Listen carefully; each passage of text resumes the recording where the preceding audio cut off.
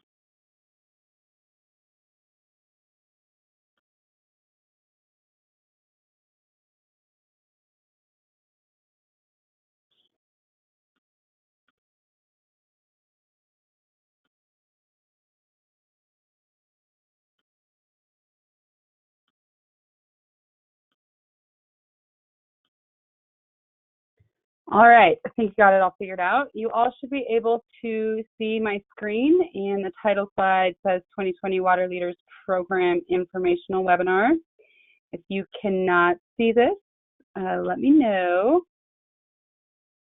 I will go ahead and cover some logistics while we're waiting for everyone else to jump on. All of you are muted currently and will be muted for the duration of this webinar. That is to help with noise and background. We have 77 people registered for this webinar, so there would be a lot of noise if everyone could talk. So with that, you all have a chat function. It should be in your, maybe on your right-hand side of your screen, but either way, if you click the arrow on the chat function, it'll open up a dialog box.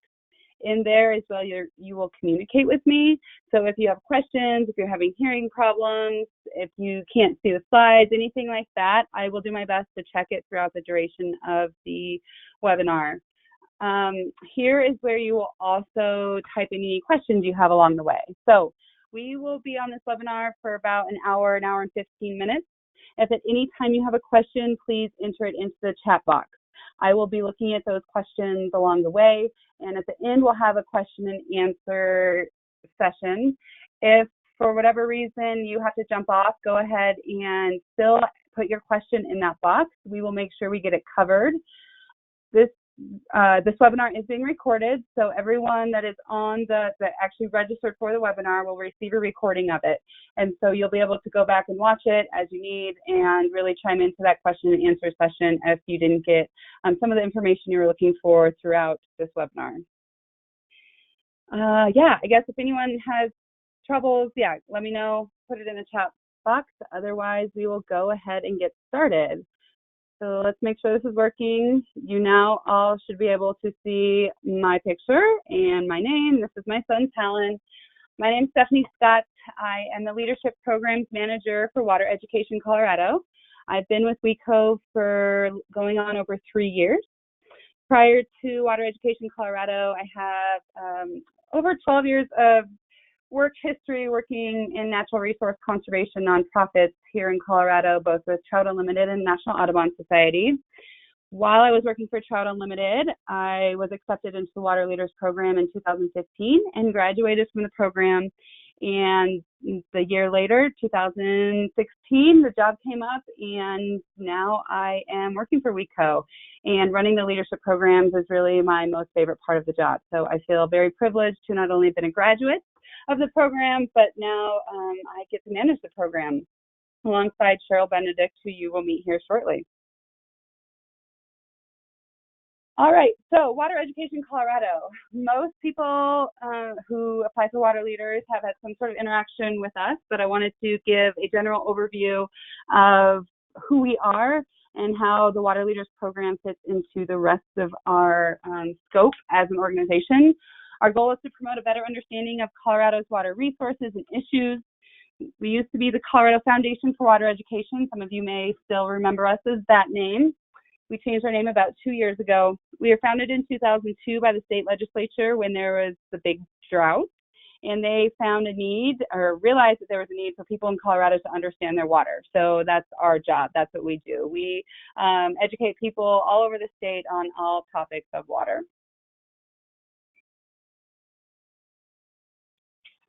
We have two main content areas that we work on. The first one here on the slide is our citizens guides. Some of you may have seen these. These are about 40 pages, handbooks on very complicated water issues, and they're broken down so you can have a better understanding of these maybe complicated water issues. Some of those are water law, transportation diversions, where your water comes from. We just released a new one of those. We are also hot off the press coming out with a new water quality guide. Another one of our content programs is our Headwaters magazine. We produce 3 to 4 of these a year. Our latest one is all about drought contingency planning. And then our third most, our newest content program, I guess, is our Freshwater News Initiative. This launched a little over a year ago, and it is journalism that is created in-house and produced on a weekly basis every Wednesday via email. And we have Jared Smith on staff who's traveling the state, learning about all the things happening in water and reporting them out to not only the water community, but citizens across the whole, really, Colorado River Basin. So it's pretty exciting. The other part of our education or our programs are our experiential programs. So these are our leadership and education programs, and these are the in-person, face-to-face type programs that we run. Water Leaders and Water Fluency are the two that I run. We define them a little bit, so it's two different programs, and we define them that Water Leaders is a leadership program for water professionals in the community, while Water Fluency is for community leaders that need some water knowledge. So they're coming for learning all about water law, water policy, administration, permitting, all the fun stuff with water to give them a little bit of a boost in their knowledge so they can make better decisions in their jobs. That will be ran this year from June to September down in Southwest Colorado. So we're looking like Durango, Telluride, Pagosa area. The other thing we're known for is our tours. Our biggest tour we do every year is our basin tour, where we rotate a different river basin every year. This year we're doing it in the lower Arkansas basin, and that'll be in June. And we get 60 people on a bus, including legislators, and tour all the interesting, controversial, fun, exciting stuff that's happening in that basin. So join us on that if you're interested. And then the third education area that we work on is our Water Educator Network.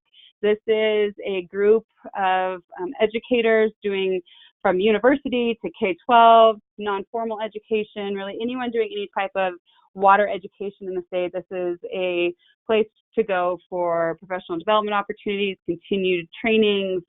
We have newsletters, all different stuff happens, and this is really to boost the profession of water education in Colorado. Just make sure real quick we don't have any questions. No, I think we're good. All right. So what we're going to do here today, here's our agenda. We're going to talk about what is Water Leaders. We're going to learn about what to expect this year for the Water Leaders program, what Cheryl and I have planned for you all who are looking to apply. We have on the line 2 of our alumni from last year's class, and they will be providing a little bit of insight into what their Water Leaders experience was like and give you some thoughts about as you're thinking of applying. I will then talk about the application process, specifically the financial commitment, and then we will jump into that question and answer session. Again, though, if you do have any questions along the way, go ahead and type them in, and I will be tracking those and keeping pulse on questions as we're going. So what is the Water Leaders program? I'm not really a big fan of reading slides, but I am going to read this one because I think it's important. The Water Leaders aims to positively impact the Colorado water profession by creating a pipeline of dedicated, effective water leaders across diverse fields who exemplify the 4 quadrants of emotional intelligence, which are self-awareness, self-management, social awareness, and social management. So Cheryl and I have been working really, really hard to grow this program year after year, and we are really excited that we have honed in on this, these 4 quadrants of emotional intelligence. you'll see here the water leaders pin, which was designed a couple years ago, and you'll notice that there are 4 quadrants there, 4 different colors. We have evaluations around the emotional intelligence quadrants. And so again, Cheryl will touch on this a little bit, but we are really proud of the work that we've done to really hone in on this idea of building emotional intelligent water leaders across the state. So this is Cheryl and I. So we come together to facilitate the program. Water Education Colorado houses the program, and I work with Water Education Colorado to manage everything from applications to logistics, details, and I provide a bit of content throughout the program as well. Cheryl Benedict is the owner of MORF Consulting, and she is a contract coach that we bring on to design and guide the leadership portion of the program. So together we create Water Leaders Program, and it's known as a premier professional development program for the water community here in Colorado. And with that, I would like to welcome Cheryl. This is Cheryl Benedict, her beautiful new photo. Cheryl has been coaching leaders for almost 30 years now. This will be her 9th year facilitating the Water Leaders Program here with WEco. Prior to that, she's been the Vice President of Organizational Development, a nonprofit executive director. She's been leading and coaching individuals and teams in various different leadership assessments, activities, skill building, all the things team related.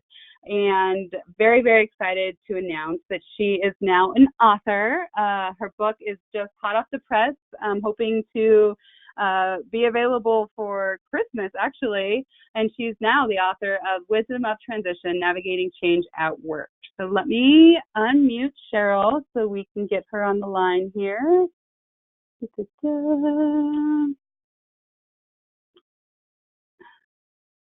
Cheryl, can you hear us? I can, Stephanie. Thank you. Thank you. Yeah, one fun thing about the Wisdom of Transition is that as I was coaching water leaders last year, 2 of them ended up in the book. So from our class. So that was fun because it just seemed that what they were going through was perfect for an aspect of transition that I wanted to mention. So it's kind of fun. Yeah, so That's next exciting. slide. Thank you. Yeah, thank you, Stephanie. Next slide, please. So the Water Leader Program expectations, next slide. It really has everything to do with you. We'll provide the program, we'll provide the content. One of the things that's so much fun about working with Stephanie, because this is my 9th year doing the program, is one of the joys is that she loves to customize it based upon the class as much as I do. So we're going to be continually fine-tuning and refining it. But your part of the deal is that it requires you to do like the hokey pokey, to show up and put your whole self in. And so it's certainly enhanced by the 5 or 6 different assessments that we do. It's enhanced by your collaboration with your teammates and classmates, but really you're responsible for your own development and your ability to fully engage and trust pretty much from the moment you sit down is going to make all the difference. And I know Matt and Holly will speak to that when they share their testimonials. So I would also say that leadership development works really well if you find a way to take it back. So some people have taken the 5 dysfunctions of a team and facilitated processes with their teams on how do you build trust and healthy conflict and accountability. Other people have taken the Myers-Briggs and led an informal lunch and learn about that. Other people have gone back and shared with their supervisor their assessment results and some of the cool articles and things that we've discussed. So should you have a hankering to share what you learn, there's nothing like sharing it with others to really land it with yourself. You're going to get to know me really well because we're going to meet every month in a coaching call, a 1-hour coaching call where you will share confidentially what you're actually up against. And I will help strategize what's the best approach to really accomplish a win-win. So you'll be learning about Plus Delta. That's okay, Steph, stay on that slide. But I just wanted to add that with Plus Delta, that's an opportunity for Stephanie and I to get feedback on what should we keep about the programs that we're doing each time we do it, and then delta is how can we change and become more effective. Yeah, thanks. Okay, next slide. So how do leaders develop? Well, really over the years I've learned leaders develop in three ways. They develop through education and training, which is what the Water Leader program is.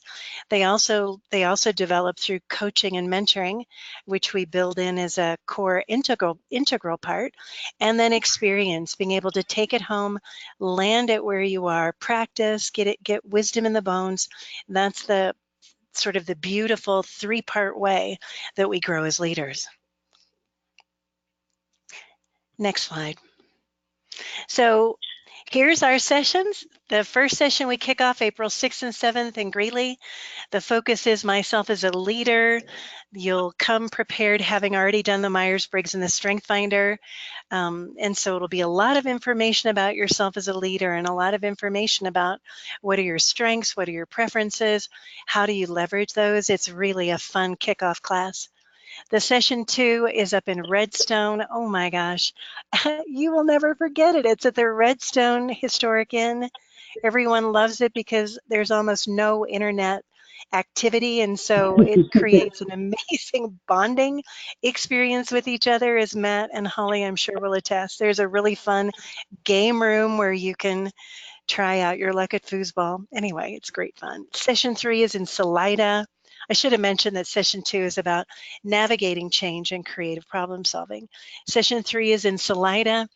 Our water leader class last year, we just had a session 5, which is not a part of the agenda, but we had so much fun we didn't want it to stop. And so Matt was on the cohort that created session 5, and we did it in Salida. So we get to go back to where we were just a couple of weeks ago, and we found a gorgeous location for that too. And we'll be focused on constructive conflict and communication. And then our last session is August 20th and 21st in Denver. And that's when we graduate. We have a beautiful graduation, and we focus on, okay, now what? How do I build a water community of practice? It just zooms by, you guys, but it's so rich and so worth it. So here it is in a nutshell. So let's look at the far left corner under professional assessments. You'll have the Myers-Briggs assessment and the Strength Finder, which you'll do before we kick it off in April. And we'll spend a lot of our time talking about that during session 1. The Harrison assessment you'll do between session 1 and 2, which is one of the most in-depth assessments I've ever gotten certified in. It shows what are the essential and desirable traits that are really important for leadership, and how much do you enjoy those? How much do you naturally gravitate towards doing that? What are the situations that create conflict for you, that cause you to flip from where you ordinarily are into unexpected behavior? And how can you learn to navigate that so you don't flip? A flip is just what it sounds like. It's an amygdala hijack where there's a lot of emotional content and you lose it and you flip to a behavior that is embarrassing and uncomfortable. And so a lot of what we'll do with our coaching is how to deal with those triggers, how to deal with difficult people who cause you to want to do or say something you wish you could take back. And then our final session is the Enneagram assessment. We save that for the final time because it goes deep, and you want to really know each other before you do a deep dive into the Enneagram. But it's a wonderful way to end our session 4. Then go to the right where it says Coaching with Cheryl.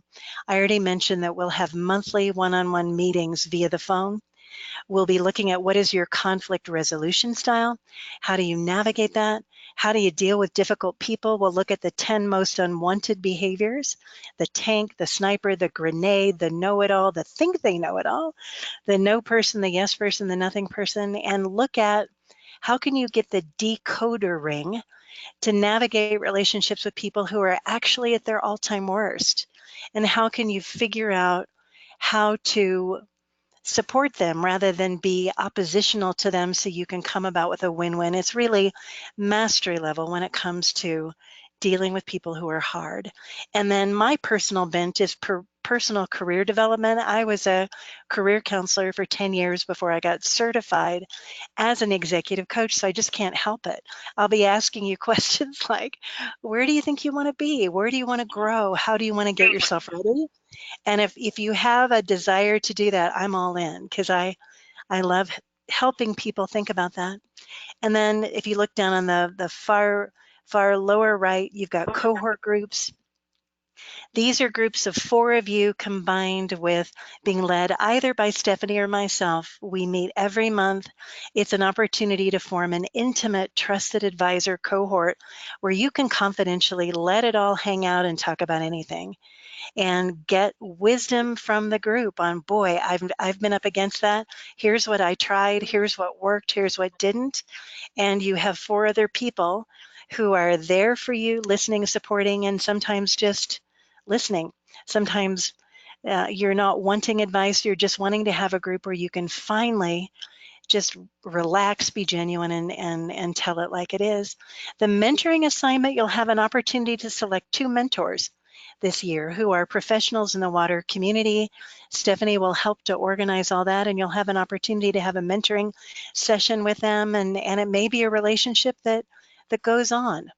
Then there's homework. I need to let you know that it's especially heavy before we move into session 1 and session 2, but again, the more you put into it, the more you'll get out of it. And then finally, over on the far right, Leader Unplugged, we like to bring somebody in from the water profession to unplug. And what that means is to tell you the behind the scenes story, what may not have ever made it to the press, but confidentially, what really happened. So you get an opportunity to ask questions and have a deeper sense of the underworkings of water in Colorado. Then you'll have an opportunity to do a 360 leadership feedback where you literally get feedback from everyone in your life that you'd like to. It may be family, friends, coworkers, friends from college, you name it, but you'll get feedback about yourself, either as a leader or as a person, and it's one of the richest things that you can go through. And people put their names on it so you can go back and say, tell me more. And then networking, boy, is this ever an opportunity to build relationships that last with not only the water leaders class, with the other 15 people in the class, Stephanie and myself, but also with the entire Water Leader Alumni Network and the presenters that come. It's just remarkable how these relationships transcend the class and continue on. Great. That was beautiful, Cheryl. Thank you so much for a very quick but very thorough explanation. Cheryl is a key part of this program, and time again, after we talk to alumni or years later, we always kind of joke with each other, and we always have these moments of asking ourselves when we're in situations where we're having to decide what to do. We always joke that we say WWCD, and our thing is what would Cheryl do? Because she sort of is she becomes our North Star in life. So I'm so thankful that she still puts her whole heart into this program and that I get to facilitate this with her. So thank you so much for all of your wisdom. All right, I'm going to mute you, Cheryl, again. Oh, you're muted already. Perfect. All right. So let's go into water leader acceptance requirements. So as I'm going through this, I want you guys to think about how this applies to your unique situation. These categories are also some of the categories that we use to score applicants. And so as I'm going through this, think about how you may try to include some of these topics into your application submission.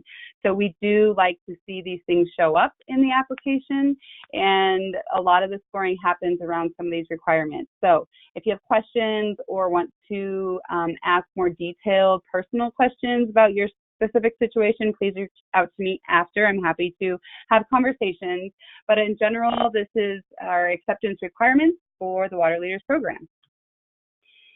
How we define a leader. So Water Education Colorado, we came up with this definition, and a leader to us is someone who is dedicated to and is focused on the greater good of water in Colorado. A leader recognizes the value of collaboration and respect and is open to diverse perspectives. So if you believe that this defines you, then yes, you should apply for the program. Minimum requirement number 1, so past proven commitments. Here we want to see that someone has already begun to establish themselves in the water profession. We have a minimum requirement of 3 years that you need to have worked in a water-related career in Colorado. We feel that this is just really crucial. If you're new to the water community, if you don't yet understand the dynamic, the culture, the climate, the issues, some of the big picture stuff that we all as water practitioners just know or sort of have developed sort of just the knowledge around, then we don't feel that you can really maximize the true benefits of the program. So we have that limit set for those reasons. So you have to have at least been in the water industry for 3 years, but we don't have an upper limit. We have general managers, executive directors, people that have been in the water community for 20 plus years, all apply, get into the program, and benefit from the program. So we do not have that upper limit.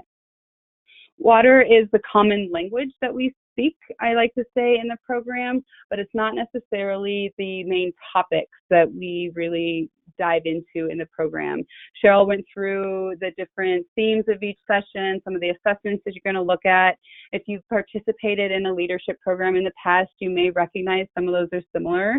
And we really have designed this so that the issues, the topics, the exercises that we talk about in the program are geared towards the water community.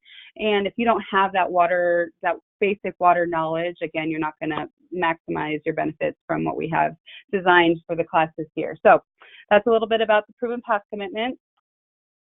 Proven future commitment. So with that, we also want to see that you will continue to grow in the water community here in Colorado. So after your investment into the program, our investment into you as a participant, we do like to see that there is potential for you to grow within the water community. And there is a question on the application specifically to this, to speak to what's your future ambition? Where would you like to take this? Where would you like to learn some skills to get you to that point via the Water Leaders Program? So sphere of influence. This one, I think, trips up a lot of people. I would get a lot of questions all the time about, well, am I considered a leader if I don't manage people? Or if I only manage one project, is that enough? And so we came up with this sphere of influence definition as sort of your power to impact the water community. And you can do that in so many different ways. You can manage projects, manage stakeholder groups, be a part of stakeholder groups. You could advise or report to elected officials.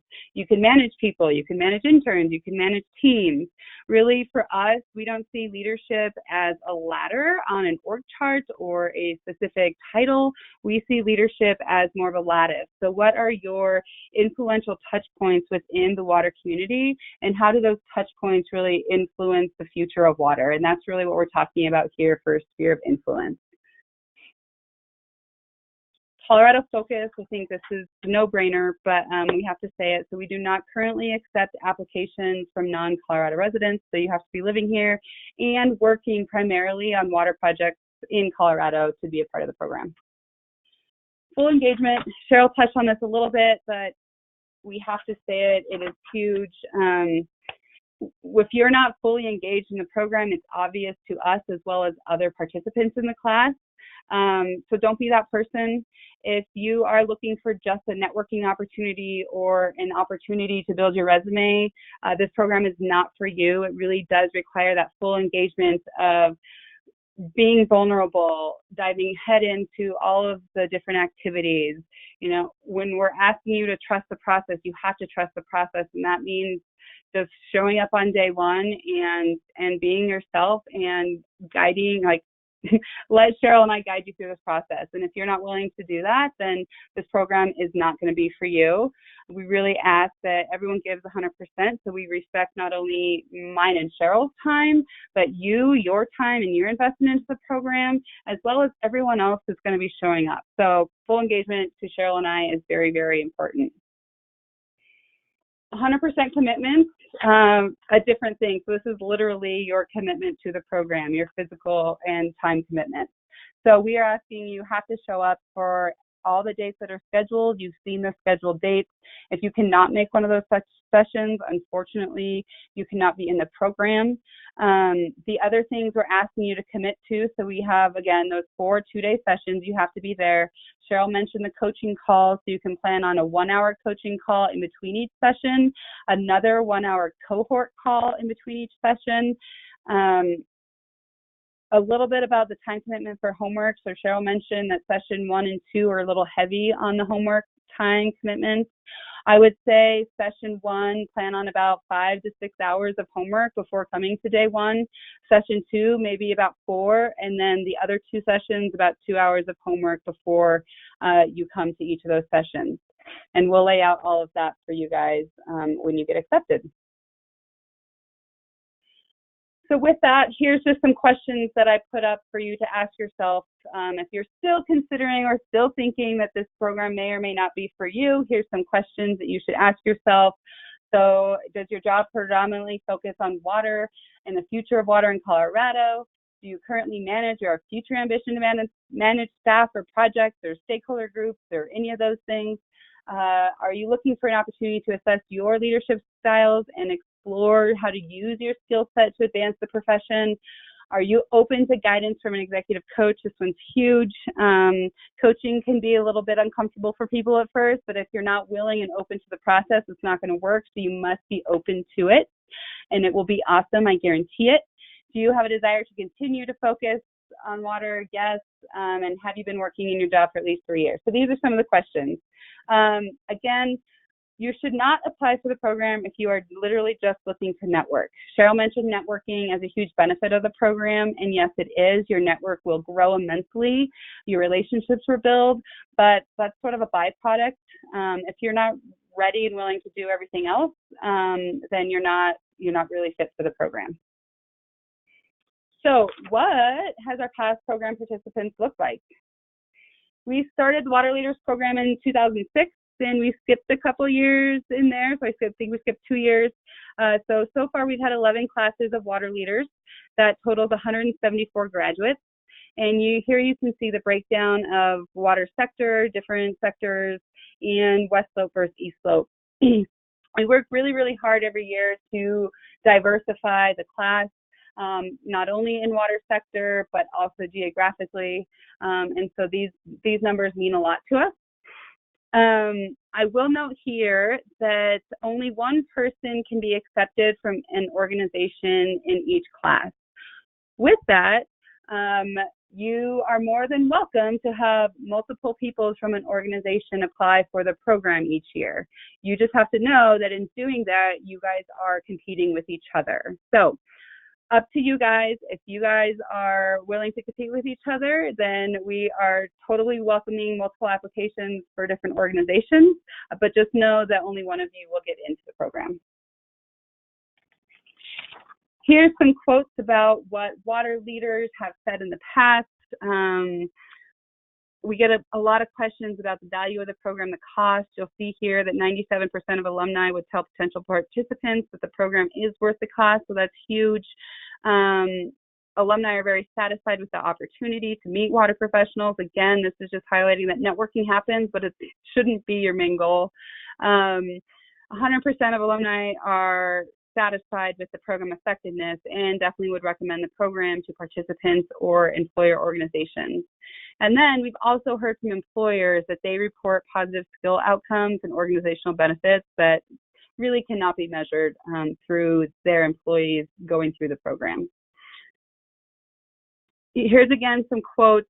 I'm not going to read all of these, but just want to highlight a lot of the themes that we hear from alumni are, gain confidence, the realization that they can accomplish anything when you surround yourself with great people, deeper, higher level of profound understanding of personal strengths and blind spots, fully realizing your potential, broadening perspective, much more awareness, a heightened awareness around the workplace, help people remember that their value that they add to an organization and own it and rock it, that you do have value. yeah, I mean, I could go on and on and on, but I'm not going to. I'm going to let our alumni talk about what they got out of the program. So we have two alumni that both graduated from last year's program. We have Matt Becker, who's calling in from Denver, and then Holly Locke, who's calling in from Eagle, Colorado. And the question that they're first going to answer is, how did the Water Leaders Program impact your career as a water professional in Colorado? So with that, let me unmute Matt. Matt, are you there? Yep, can you hear me? Yes. All right. Let me give you a real quick intro. So Matt is the Principal Research Analyst for the Colorado Legislative Council. There he leads a team of research analysts that provides the state legislator with policy research related to natural resources such as ag, energy, water, and environment. He's also the water policy analyst and the main staff person for the Water Resources Review Committee. So these are legislators that are, making water decisions. And he provides testimony and research on unbiased state level policy throughout the year. I think that's a good overview. But yeah, Matt's calling from here in Denver. So Matt, how would you answer this question and how the Water Leaders Program impacted your career as a water professional? Thank you, Stephanie, and thank you, Cheryl. So as Stephanie said, I work for the state legislature here in Denver, and I've been working in my position for about the last 5 years and had always considered applying to water leaders pretty much every year since I've been in this role. And for whatever reason, I had always, come up with an excuse not to apply, whether it was being too busy at work, too much going on in my personal life, whatever. I always had an excuse, but last year I decided to apply, and I can't tell you or overemphasize what a great decision it was to apply and what a great program it really is. So I would just really encourage all of you to apply, no matter how busy you think you are. It really is the best training program that I've ever done, and it's definitely worth the cost. So one thing I did want to touch on was the expectations of the program. Stephanie and Cheryl just did a great job outlining all of those expectations. And just so you know, they are both really great communicators. They'll always make sure you know exactly what's going on at all times, what you need to do before each session, and make sure you're prepared. But that said, I did want to stress a couple of things. One, the first thing being the time commitment. As Stephanie and Cheryl both mentioned, it is a significant time commitment, both for the pre-homework for each session and the actual time during the sessions.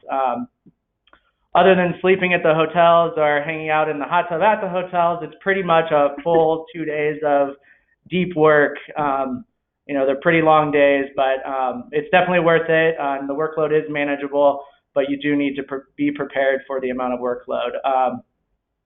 The other thing I wanted to highlight was and Stephanie, you mentioned this, to come prepared to each session, be prepared to unplug from your work 100%. I mean, you'll have a few minutes here and there during breaks to send an email, take a phone call, whatever you need to, but you'll get so much more out of the program if you have no distractions from your work life. As they say, you'll get what you put in. So I would just encourage you to disconnect from work entirely during all of the sessions. The second thing I wanted to mention was, and I know this sounds cliche, but you can't say it enough, be as open and vulnerable as you can, even during the early sessions. You learn so much more about yourself and how to interact with others through the program. And some of the exercises or assessments might surprise you. So I would just urge you to embrace all of the exercises and your results and be open to sharing those with everyone else in the program. It's a very safe space. And the more you share with others, I think the more you realize how similar you are to everyone else in the program, and it just makes the relationships with the people in the class that much stronger. I also want to just touch a little bit on some of the unexpected outcomes that I personally saw through the program. I think for me, it was definitely the personal growth. Don't get me wrong, I think the professional growth potential is just as strong. I just think I wasn't quite aware at how much integration there is between both personal and professional growth, and they're almost one and the same. So this program really gets to the heart of that integration and make sure that you get the work-life balance that is right for you and that maybe you've been seeking. Everyone can always improve, no matter how much training you've done. So this program definitely helps you achieve that. Again, no matter how much leadership training or other types of training you've had in the past.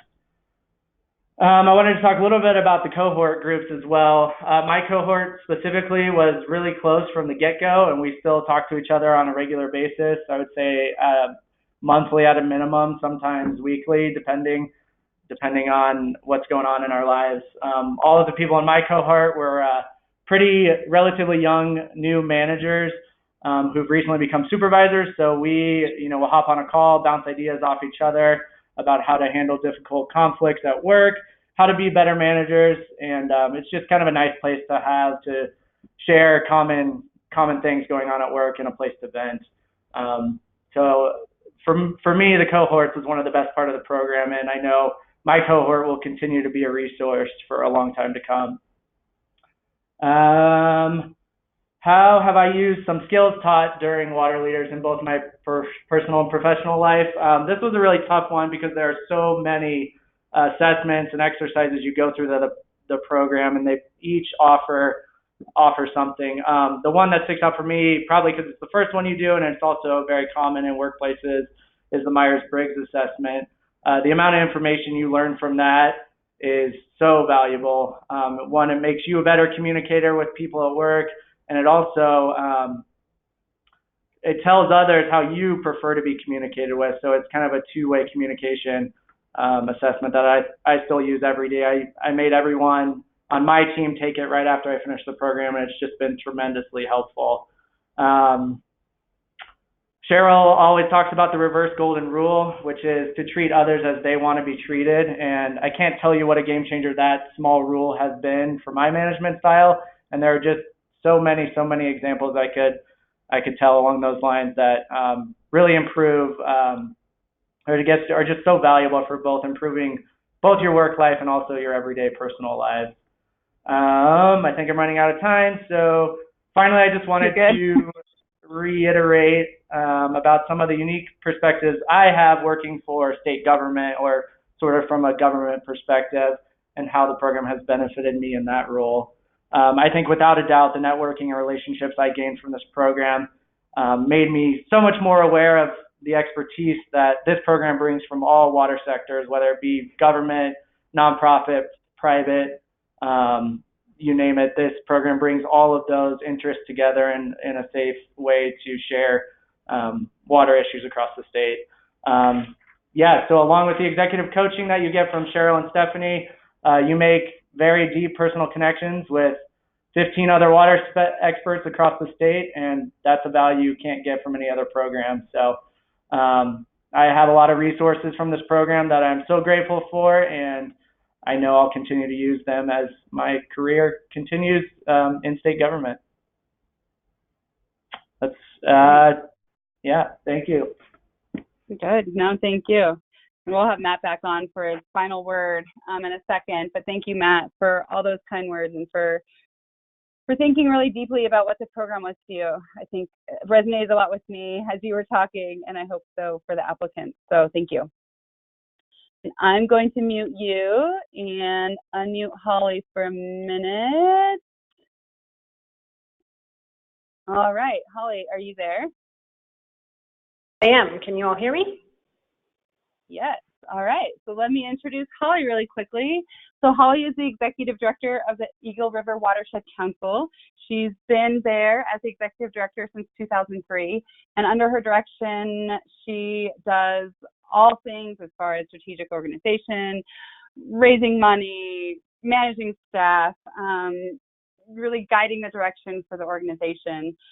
She has about 20 years experience in the nonprofit sector, and has just really been so influential in the watershed community here in Colorado. You can read a little bit more about her background in AmeriCorps and working for Conservation Corps. But Holly is going to share a little bit with us about her experience in Water Leaders Program for this year. So thanks so much for being with us, Holly. Yeah, thanks for asking me to talk with everyone today and for the intro. So like Matt said, I also had gone through a number of leadership programs prior to this that were incredibly helpful, but there's a stark difference between those programs and this one. And I think one of those things that really makes a difference is every leadership program that I'd done before was, like an intensive 2 to 4 day program where you've never met these people and you all get together and you're together for those 2 to 4 days, talking about Myers-Briggs types assessments and how you can strengthen your leadership, and then you're done. This program, by having these 4 different sessions that are staggered by about a month each, it gives you that downtime in between to really process things in kind of bite-sized pieces.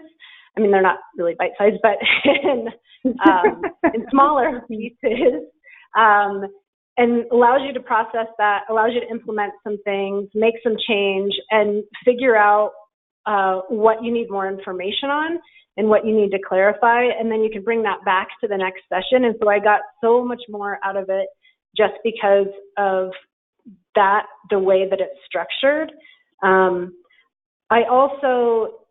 So we started off before even coming to the first session, we all had taken our Myers-Briggs test, and every single session we all had our name tag in front of us, and it said what your Myers-Briggs personality type was, which was so incredibly helpful to me because while we were all talking, I could look around the circle and see what someone else's personality type was, and that really helped to start cementing in my head of like, oh, okay, that's how an introvert might approach this differently than an extrovert, or how a feeler versus a thinker really comes at these things.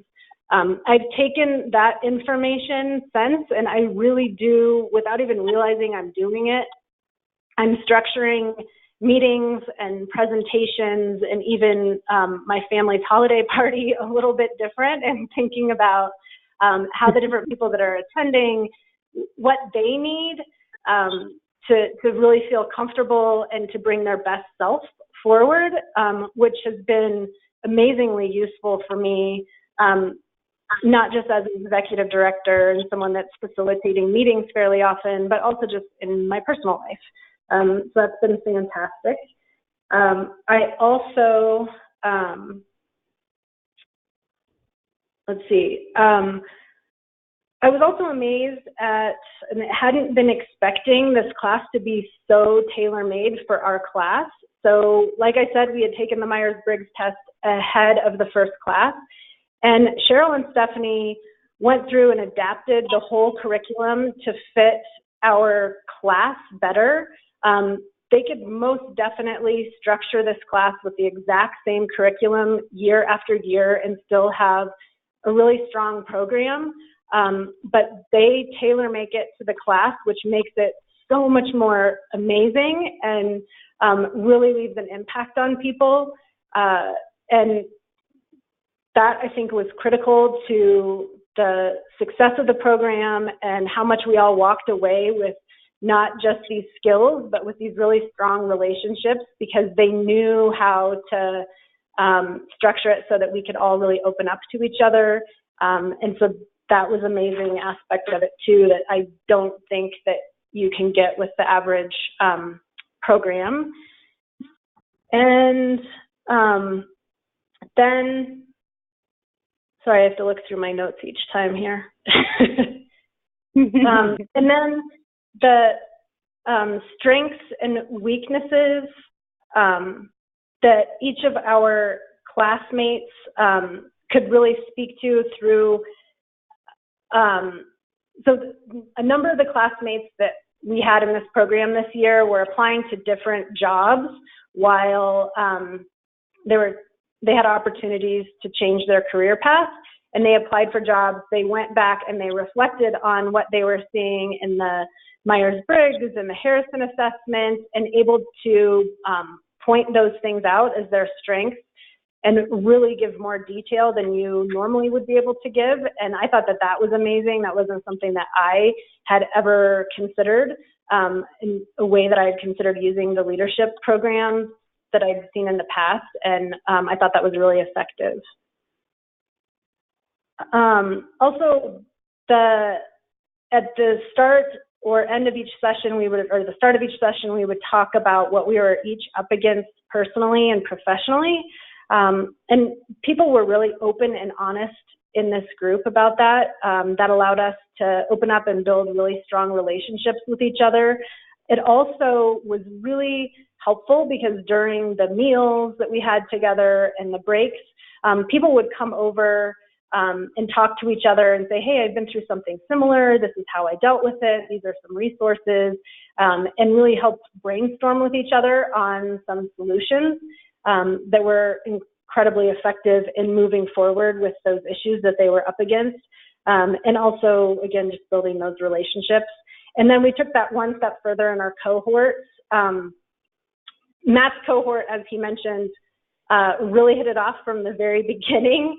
But I think that all the other cohorts also built strong relationships, just maybe not as quickly as his did. But we all really came together, and I tap into my cohort quite a bit. And luckily, I get to work with one of them on a program that we're working on quite a bit. It's just nice to have that resource and these people that you take a deep dive with every single session. And we would spend a lot of time hashing out different issues. And I would find myself on the drive back to each session thinking like, oh gosh, I can't wait to hear how Julie is dealing with this issue, or really how Michelle has addressed that.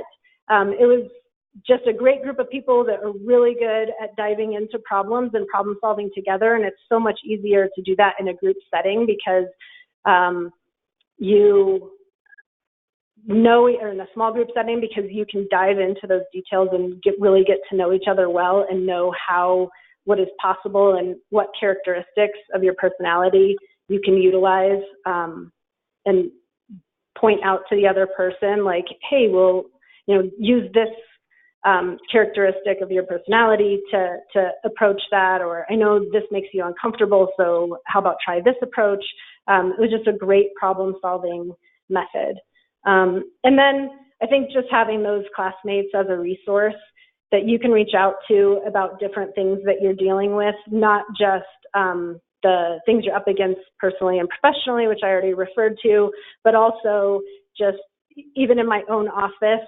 Recently we were talking about submitting a comment letter on a bill that's coming up, and I was going to connect my staff with Matt actually to ask some questions about that. So it's just nice now to have that networking piece and just expanding your network throughout the state. And I can't think of anything else. I think I covered all of my points. Is there anything else you want me to dive in deeper on, Stephanie?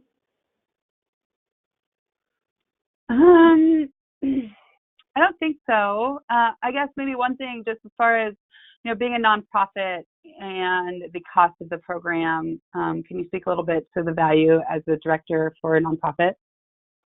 Yeah, definitely. So I was a scholarship recipient, which was really helpful, and I'm so thankful to the person that awarded that scholarship to me.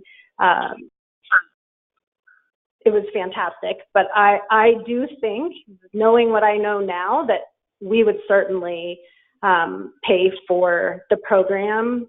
It was so worth my time, so worth the expense. Like I said, all of our programs are presented a little bit differently, and our meetings are run more efficiently and effectively, I think, just because of this program, and really just having a better understanding of the needs of other people to make them the most productive, and how I can use that with my staff. So very much a strong return on investment. Great. Thank you so much for that. Just hearing you talk makes me want to go back with the class all over again. So many happy memories. So thank you for sharing. Okay, so final word from each of them. I asked them to just sum up what is one final takeaway that you would like all interested applicants to know or consider before applying? So Holly, while you're unmuted, would you like to, your final word to potential applicants? Yeah, I would say to invest your full self. If you're not able to do that right now, if the timing just isn't right for you to really fully engage in it, don't do it. Do it some other time.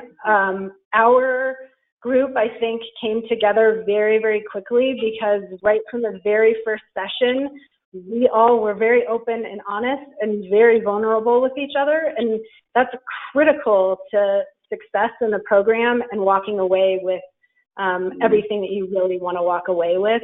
So don't be scared, be honest and open with people, because it just takes one person to do that in that first session and everyone else follows suit, and you're going to have a much richer experience. I love that. Thank you so much, Holly. Yeah. All right. And Matt, your final word? Oh yeah, man, this was hard to boil it down to one thing. I only got through about half my notes, and there are just so many good things to say about this program. But I think I'd have to echo what Holly said too. I was lucky enough to be a scholarship recipient as well, and I am so thankful for that. And I know there are still some limited scholarship opportunities, especially for nonprofit or government agencies that may not have as many resources as some of the private companies. But the value for the price of the program is well worth it. I think it's worth at least double what the cost. I know the cost seems a little daunting at first, but I can tell you that having gone through the program, I would pay double for everything you get out of this program. There's just really nothing else quite like it in Colorado. Thank you so much, Matt. Yeah. All right. So I think Matt and Holly are going to maybe stay on. If you have questions specifically for them, at the end of the slides, I also have their email addresses listed. So if you wanted to reach out to them directly and ask them more personal questions to them or their perspective, please do so. But Holly and Matt, thank you so much for being here and for saying all the words about the program that you shared with the group. So I appreciate it very much. All right, let's jump into the application process, and then we will hit our Q&A session. So in a nutshell, this is the application process. I'm sure if you're interested in applying, you have read through everything online, so this is not new to you. I just wanted to make sure we stated it on this webinar. All application materials are due January 10th, so coming up here pretty quickly. The completed online application, which is a SurveyMonkey, is required. The form is kind of funky, so you can't save along the way, but online you can download and print the questions, so you can type them all out on Word or whatever beforehand and copy and paste into the application once you're ready. So I highly recommend that. Don't try doing it all in one session. There are word limits on the application, so please respect those word limits. It makes the whole process a lot easier. You should get a confirmation. I can't remember if it's a confirmation email or like a screenshot of like, thank you for your submission once you've submitted it. If you don't get that, then reach out to me and let me know. I'll let you know if I did receive it before you try going online and submitting it again. But that's the SurveyMonkey, the official application portion. You're also required to submit 2 letters of recommendation. Those letters need to be sent directly to me, so via mail or email. And just a couple comments on that. So for these 2 letters of a recommendation, these are really where we get to know you beyond your application, what it says on paper about you. So choose your recommenders wisely.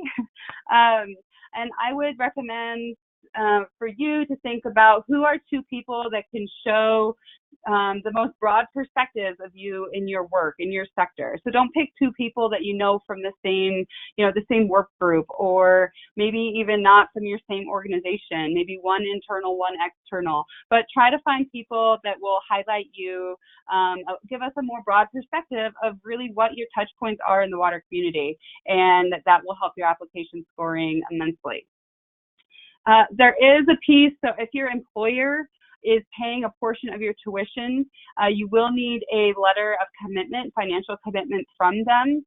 There's options on the application that say, I will be paying tuition, my employer will be paying tuition, or a third option is some combination of the two. So if your employer is paying any portion of your contribution, we do need a letter from them saying that they are willing to pay that, even if you maybe don't know the dollar amount right now. Just knowing that they are willing to put up the money for you is something that we need to sort of do for checks and balances as we're going through the application process. So those also, you can email those directly to me. I just need those by January 10th. Selection process. So January 10th, applications close. Scoring is done by a review committee. We have a very rigorous review process and scoring. There are 5 people this year, including myself, that were reviewing every single application and scoring you. We do have the qualitative, the scoring component, and we also have the social engineering, that we like to call it, component, and that's where we ensure that there's the work sector diversity, geographic diversity, sort of all the other things that round out the program that maybe those scoring can't really address. That's where we fine-tune the class in that process. So that's what the scoring review process looks like. If there's more questions or we need a little bit of clarification, we may reach out to do a phone interview with you. If you don't get a phone interview, don't panic. Most of the times we don't do a phone interview, so it's not an indicator either way of success along the reviewing process. You will get notification of acceptance into the program by February 28th. At that point, if you've applied for a scholarship or something, we will let you know what your financial commitment is to the program. And you have a week to let us know if you're in or if at this time you can't commit to the program. So at that point, we will really kick it off. So March 3rd is the day that everyone that's into the program gets their welcome packets, and that's when all the homework really begins. And so it'll all start happening really, really quickly as soon as the class is announced on February 28th. Let me make sure I'm not missing anything. I don't think so. All right, so the financial commitment. So the tuition this year for the program is $3,500. That includes training, assessments, coaching, meals, so pretty much everything during the sessions. So we'll have breakfast included, lunch both days, and then the dinner in between each sessions is included. The true value actually of the program, Matt mentioned that he would pay double, so that's good to hear, but literally the cost per person is $6,800 to run this program, and we've been successful at getting other forms of revenue to cover that tuition, including a large chunk from the Colorado Water Conservation Board.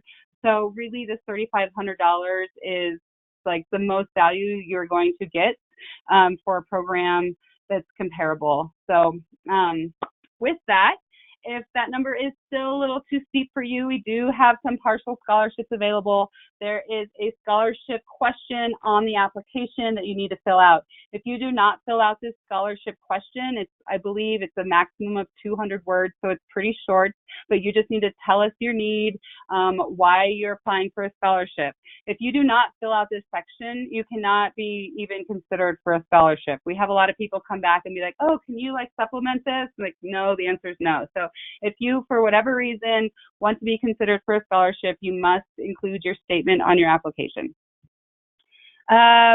All right, so tuition or signed payment agreement is due March 27th. So at this time, you'll hear that you got accepted into the program. We'll send you an invoice for your tuition, and you on your end need to start working to get that money coming in. If the full tuition is not doable that quickly, then we can create payment plans or payment agreements either with you individually or with your employer. Just a note on that we do need to have the entire tuition payment to us by the end of our fiscal year, which is June 30th. So all that is to say, we can agree on whatever payment plan we need to with you or your organization as long as you receive the full $3,500 by June 30th. And here, Jenny, our Director of Operations, would hate me if I didn't include this. We do prefer check. With tuition of $3,500 and high credit card fees, that's a huge chunk of money that we have to pay. So if you are paying with credit card, there will be credit card fees applied. So we do prefer check if at all possible. Another thing, I don't have it on the slide, but people always ask about the travel commitments and what are some of the extra costs that might be involved. And so I wanted to cover that quickly.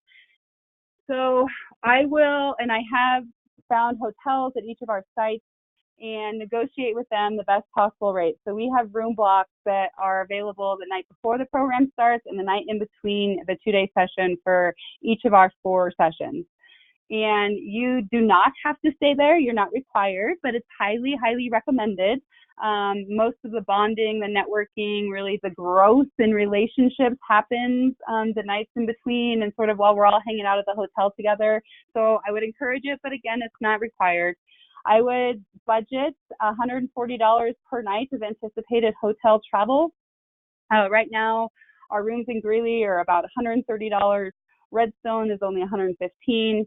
Salida in the middle of summer is a nightmare, but we were able to negotiate like $167 for those rooms. And then the Denver location, we haven't negotiated yet. But again, I would budget around $140 for your travel if you're needing or wanting to stay in the hotel with the rest of the group. Yeah, I think that's it as far as financial commitments. Just a couple notes for ideas for financial support. So people in the past have gone and raised money from board members asking for smaller amounts. So, hey, can you support $500 as a board to maybe cover travel costs? But breaking it down into smaller asks has been helpful for past applicants. Work with similar organizations in your watershed to build annual support. So there's examples of this. The best one is from the Rio Basin. They have 4, I believe, organizations that have seen the value of the program, and each of those 4 organizations will put money together to support an applicant from their watershed every year. So that's pretty cool. So there's some small ideas. I know that's not, like amazing or like, oh, this is going to work for everyone. But let me know if financially it is a challenge for you, and I'm happy to brainstorm some ideas. I did want to put out, we do have 2 standing scholarships that are regionally based but won't apply to all of you. But if you work in the St. Vrain Left-Hand Water Conservancy District area, so I think that's Weld County, Boulder County, Larimer County, I believe, I'm not sure specifically, but reach out. Sean Cronin and his organization has put up money to support someone in the program. So if you're in that region, that might be an option for you to know about, as well as the Southwestern Water Conservation District down in Durango. They have money set aside for someone from their region to participate in the program. And so if you're in their district, reach out to Laura Span, and she can give you some thoughts or ideas on how those scholarship dollars are awarded to constituents in their area. All right, whew, that was a lot. I see there are still a ton of you on the call. Let me check some questions, make sure we get some of these answered. So one of the questions was about attending. Can you miss one session? No, unfortunately, you do have to be able to attend all 4 sessions in order to graduate from the program, and that commitment is required upon acceptance. So one of the questions is that this person has heard that it's a difficult program to get accepted into. Do you have any advice on making your application stronger? Yeah, thanks for mentioning that. So we do have repeat applicants year after year. Every year, I think the class of 16 is made up about at least a third, if not a half, of the people have applied for the program in the past. As far as advice for making your application stronger, we've put in word limits not to limit how much you include, but in the past, any opportunity that someone has to really talk about how amazing they are as an individual and as a person to apply for a program, As you can imagine, that would get really, really long. And so this is an attempt to focus your answers. And I would say the more focused your answers are, the better. As far as advice, go through our minimum requirements again. We definitely want to see your proven past commitment, your future commitments, sort of, if you have a specific goal or need that you're looking from the program, maybe a specific example about how you intend to use the program, that resonates really, really well. It shows that you've thought through the program, you've thought through what you can get out of it, and that you're going in with intent. And so anything along those lines that shows intent, that would strengthen, just the vagueness in an application doesn't go off so well. So I guess all this ramble, I haven't thought this through, obviously, but all this is to say, the more focused and intentional you can be with what you would like to see, where your growth could be from the program, I would say that that would be key. Also, think about how you or your role maybe be different from everyone else in the water community. I mean, even if you have a similar position as someone, like, what is your individual contribution to the community? And share a bit about that. I don't know. So I'm going to unmute. I don't know if Cheryl or Holly or Matt have any thoughts about application. I mean, you guys weren't involved in the scoring, but do any of you guys have anything to add to that question? What would make an application stronger? Or your thoughts when you were preparing your applications, maybe, Holly and Matt?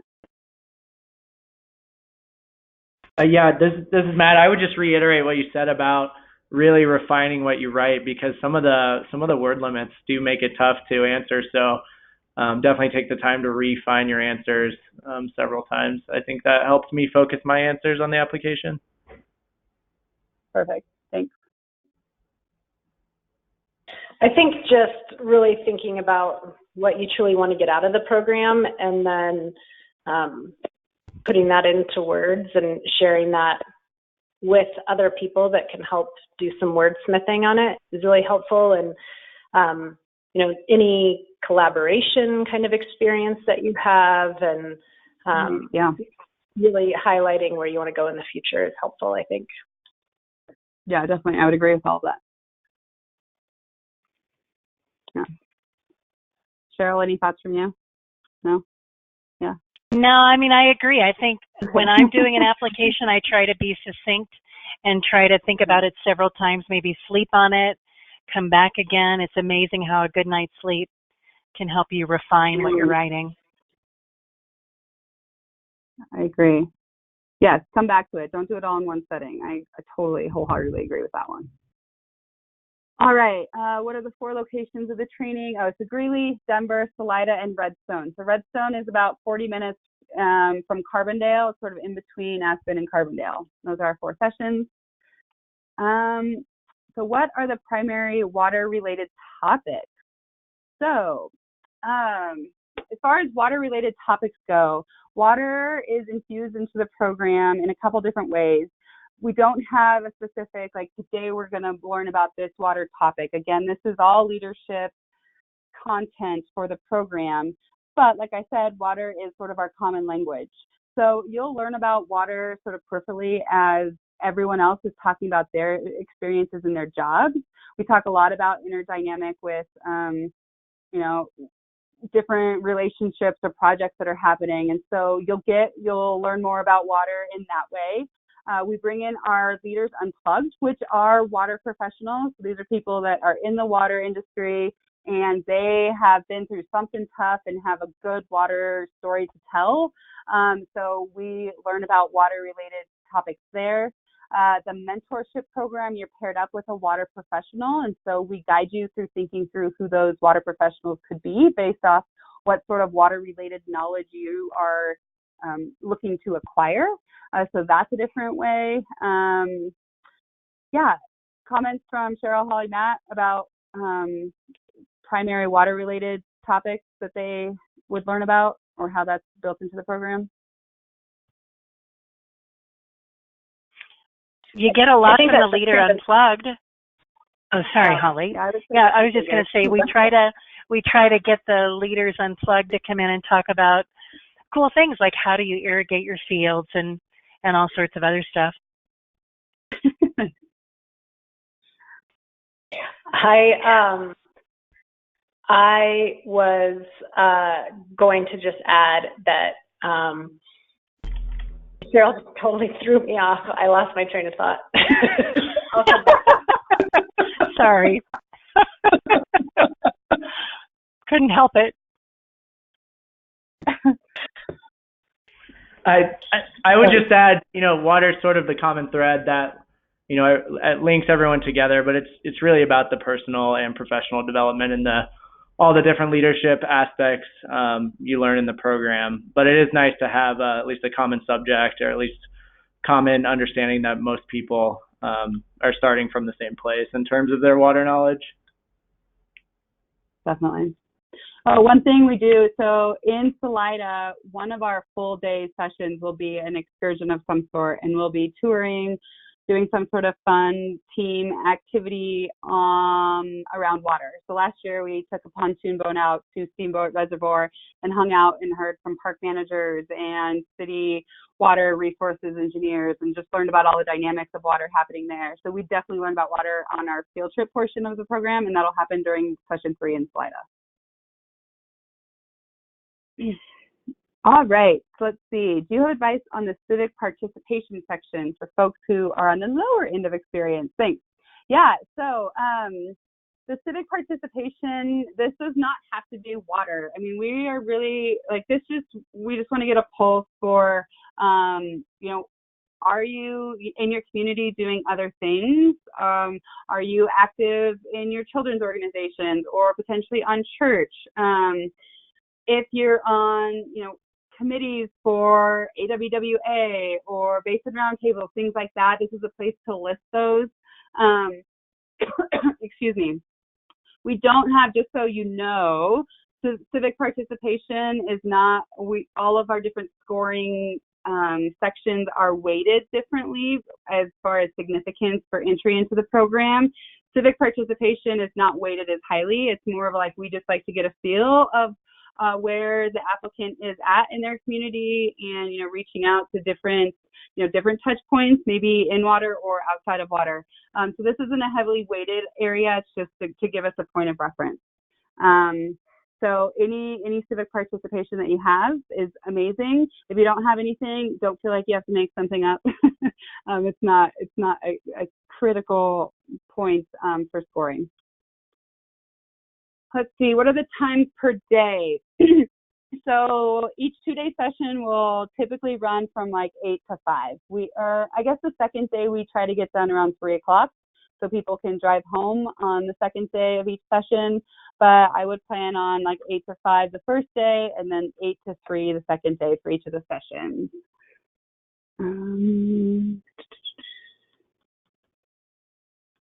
Okay, how many people typically apply for the 16 spots? So yes, so we will accept 16 people into the program this year, and we typically have about 40 people that actually apply every year. Right now on the call, we had 77 people sign up for this call, so obviously all those people won't actually apply, but we typically have about 40 applicants, give or take, anywhere from 30 to 50. If you missed dates due to technical difficulties, sorry. What is it? Oh, sorry. These are the dates they're looking for the programs. So the dates are all on our website, so go and check those out. It's I need to go back. I don't want to say the wrong dates, but it's April 6th and 7th in Greeley, April 6th and 7th in Greeley, May 28th and 29th in Redstone, July 9th and 10th in Salida, and then August 20th and 21st in Denver. What does WEco do to support the alumni after the program is finished? So we do have a Water Leader Alumni Network. We are working on growing that network and providing more opportunities. At a minimum, every year we do a Water Leaders 201 that we call it. So all Water Leader graduates are invited to it, and it's usually a full day professional development session. Cheryl is most of the time included in it, not always, but Cheryl and I sort of brainstorm and we ask participants what they want to learn about, and we bring in professionals to do some continued education. We do an annual alumni survey every year to gauge growth in the water community, as well as ask for topics for continued alumni events.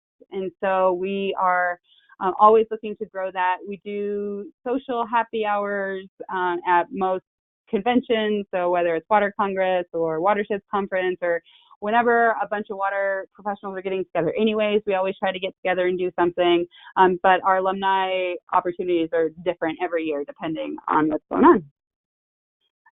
Let's see. If you've applied to the program in previous years, are we able to receive a copy of the scores so we can aim for areas to improve? If you want to talk about your application from in the past, shoot me an email and we can set up a time to go through your applications. I'm happy to do that with you. All right, let me make sure that is the only questions we have. Does anyone on the phone have anything to add to any of those last ones I went through? Those are more like management logistic questions, but anything else to add that you guys thought of, or final things that didn't get to say earlier? No? Nope. No? All right. Okay. Well, I think that's all of our questions. Again, if you have any other questions that come up, or as you're doing your application, please reach out. Here's my email, here's the phone number. If you have questions specifically for Cheryl, Matt, or Holly, they're happy to talk with you directly as well. Here's their email addresses. Cheryl, Matt, Holly, thank you all so much for being here and sharing your insight on the program.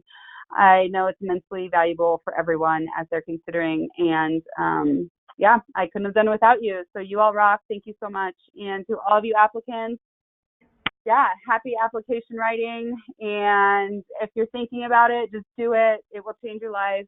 And I'm happy that I get to be a part of it. So thank you all for your time this afternoon. And happy holidays. Happy New Year. We'll see you all in 2020. Thanks, Stephanie. Everyone. Thank you. Cheryl. Thanks, Matt. Thanks, Holly. Thank you.